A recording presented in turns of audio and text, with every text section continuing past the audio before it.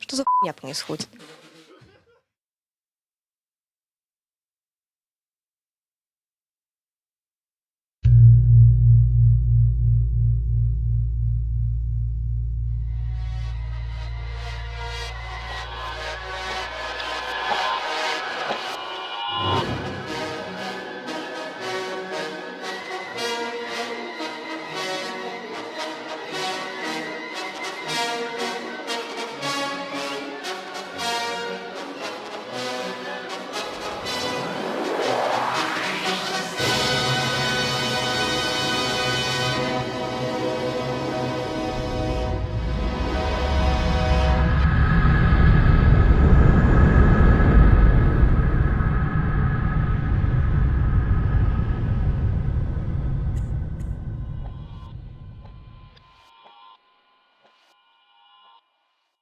Здравствуйте, товарищи!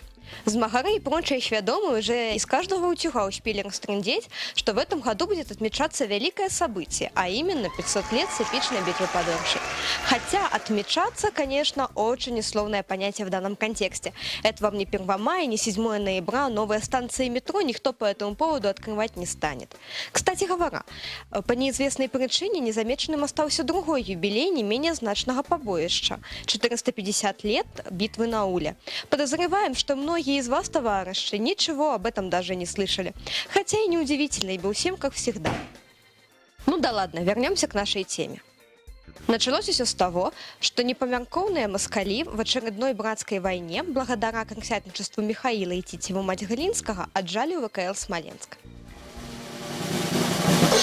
Этот город в то время был самым офигенным форпостом на значительном участке границы и единственным значимым укреплением на пути к ништякам княжества, аналог Брестской крепости в 41-м. Руководство страны начало оперативно срать кирпичами и собирать ополчение. Что характерно, большая часть ополчения во главе со шляхтой традиционно забила на призывы и осталась сидеть по крайним хаткам, иногда в самом прямом смысле этого слова. Например, жемайты не пошли, ибо надо было сторожить границы от крестоносцев, а украинцы не пошли, так как сторожили свои границы от татар. Если говорить про цифры, то из планируемых 16 тысяч ополченцев к концу августа пришло только около 8, а из планируемых 12 тысяч наемников решили нанять только 7, ибо экономическое состояние страны на тот момент было примерно как летом 2011 года. Однако вернемся на месяц назад. Пока москали шли своим освободительным маршем вглубь княжества, освобождая у всех налево и направо от тягот земной жизни, наши войска медленно собирались в Свядомом.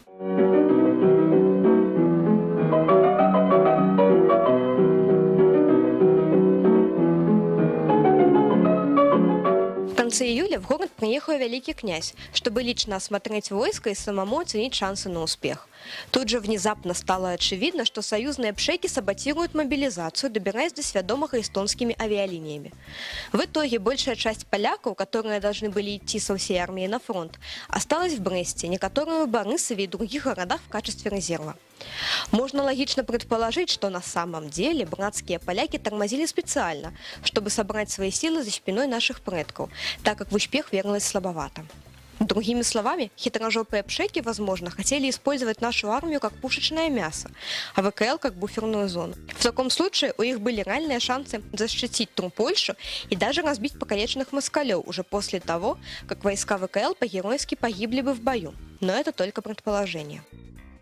Короче, великий князь просек, что нет смысла ждать смора погоды, и распорядился послать навстречу наступающим москалям, 80 тысяч человек, те силы, которые были уже готовы, 30 тысяч, во главе с Константином Острожским, а сам остался в Борисове с 4 килополяками.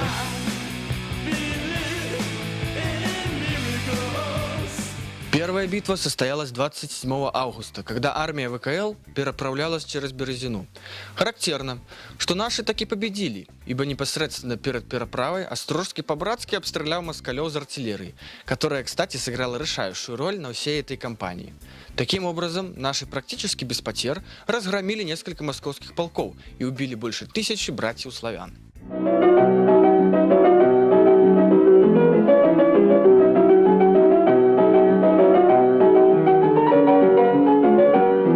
Следующий день наши опять же провели очень удачно. Московиты несли потери и отступали. Кстати, Стоит сказать, что в московском войске было очень много всяческой аристократии и прочей золотой молодежи. Когда дети боярские пачками попадали к нашим в плен, это было годным поводом для раздувания ЧСВ княжества и полководцев. В общем, московиты отступили за Днепр, и там, на его левом берегу, Иван Чаляднин, главную братью славян, выбрал якобы удачное место для решающего боя. Хитрожопый Чаляднин поставил свои войски на возвышенности, что уже давало преимущество, а нашим предкам оставил лишь одну версту пространства от крутых берегов, которое было очень узкой, для того, чтобы развернуть войска. Кроме того, московские войска заняли выгодные позиции на самом берегу и могли невозбранно обстреливать нашу армию в момент самой переправы. Однако Острожский был еще более хитрожопым. Он решил, что место нормальное и даже выгодное, так как солдатам в случае полной жопы некуда будет удирать, и им придется сражаться до конца. Кроме того, гетман просек фишку с засадой переправы и отправил по контролируемым москалям территории лишь небольшую часть войск, делая вид, что повелся. На самом же деле он и вся остальная армия пересекли Днепр в совершенно другом месте. Тут стоит отметить, что московиты крупно лоханулись. Они не стали обстреливать подставных солдат на переправе, так как боялись спугнуть остальное войско. В результате не обстреляли никого. Эпик Вина Острожского. Есть мнение, что эту битву наши выиграли из-за традиционного раздолбайства и пафосности московцев. Во-первых, у них были фактически два начальника – Чаляднин и Булгаков-Голица, каждый из которых тянул одеяло на себя. Как результат – недопонимание, локальные срачи и отсутствие единой тактики. Во-вторых, у них практически не было артиллерии. Были какие-то непонятные огнестрельные снаряды, но чуть менее чем и все пушки они оставили в оккупированных замках. В-третьих, из-за численного преимущества и командование, и солдаты несколько подзабили и не парились насчет предстоящего сражения. По этой же причине была выбрана не самая удачная расстановка войск – тонким длинным фронтом. Из такой позиции они хотели быстро окружить и разбить, скинуть в Днепр наши войска. Такие дела. В самой битве первыми атаковали московцы. Они наивно надеялись с первой же атаки взять наших военных в кольцо. Но наши довольно быстро перешли в контратаку и нехило наваляли гостям из Москвы. Во время второй атаки братьев славян наши их снова натянули. На этот раз рыцари и прочие любители холодного оружия внезапно расступились Акимора перед Моисеем, и москали встретились с нашей пехотой, которая расстреляла московцев из пищалей и прочих интересных вещей.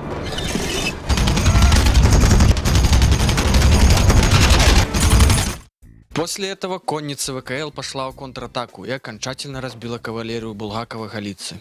Что характерно, Чаляднин, как эталонный эгоцентрист, даже не попытался помочь товарищу. К тому же, даже после разгрома войск Булгакова-Голицы у Чаляднина армия все еще была больше, чем у Острожского.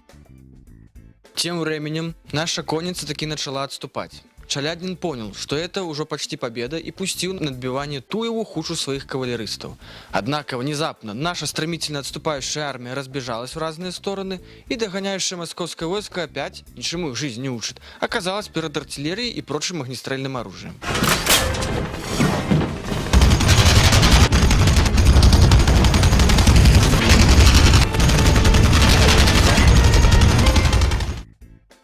Естественно, что наши предки порубили московцев вместе с их конями в фарш, расстрелявший в упор.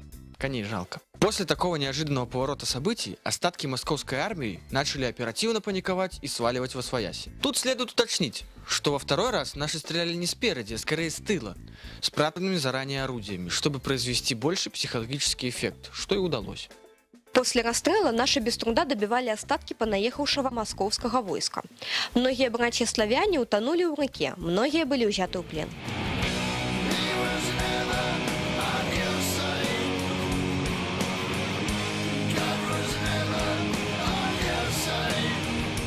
К сожалению, стоит отметить, что через 3 года после событий под Оршей победоносный гетман Острожский лихо просрался при штурме Опочки, что в конечном итоге не позволило выполнить главную задачу всей войны – вернуть Смоленск. Сама же война, в ходе которой происходили эти и многие другие события, длилась до 1522 года и закончилась мутным перемирием, которое не особо радовало ни одну из сторон. Показательным является тот факт, что война фактически возобновилась спустя уже 12 лет, но это уже другая тема. Особенность же битвы под Оршей не только в том, что нашим предкам удалось разгромить превосходящие силы противника и переломить ход войны, а скорее в том, что против московитов воевали преимущественно предки современных белорусов, а не поляков или тем более жемойтов. Кроме того, многие воины ВКЛ во главе с Острожским были православными. Выводы делайте сами. До новых встреч. Жопнитесь как-то вот так вот. Камеру. Можно ближе сюда? Просто низко получается, не знаю. Возьмите серьезный стакан. Куда? Вася, микрофон немножко тяну назад. Не-не-не, вот так. Вы сейчас ничего говорить не По будете. центру это получается так по моей руке. М? Вот так даже, так и держи чуть выше. Выше, тоже вот выше на уровне дашь на стакан и посередине вот так. Ну, радостный гид. Давай еще раз, да. Четко из нормально сейчас уныло было. Чуть чуть выше. Вот так. И ну, все, пускай потом.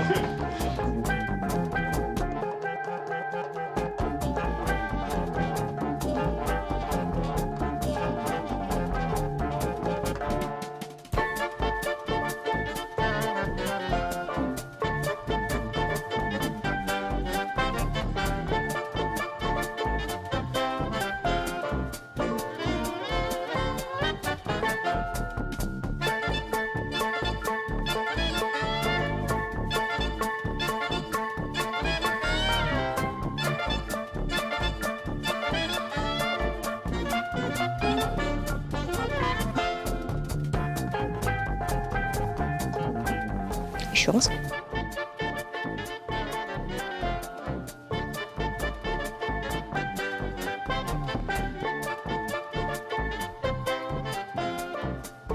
Ну, говори ты. Погнали. Фу, бля. Тихо, пацаны.